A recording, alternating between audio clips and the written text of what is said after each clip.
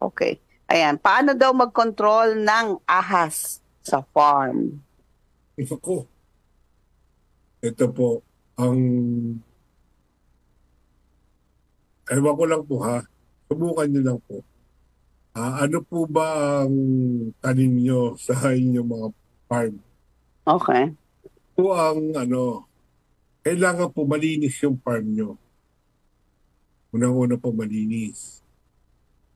Para makaiwas po kayo sa bago ang sabi nila, Mm. marami, mag-alaga po kayo ng iba't ibang hayop. Ang alagaan daw po ninyo yung mga iingay na hayop. Katulad Mm. kansa, Bengala, Turkey, yung mga ganyan po. Bago pagalain nyo lang po sa farm. Mhm. Ah, ano po, ano po yun, Kataboy. Oo.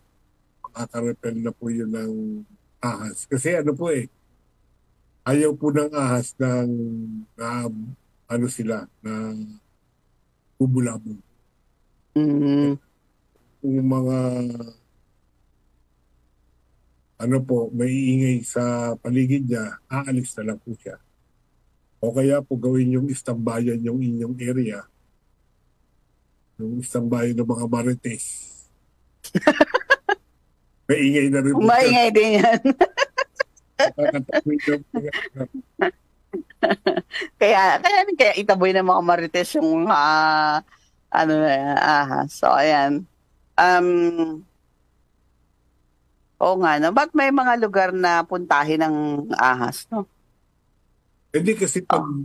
farm mo, hindi masyadong dadaanan, hindi nagagalaw.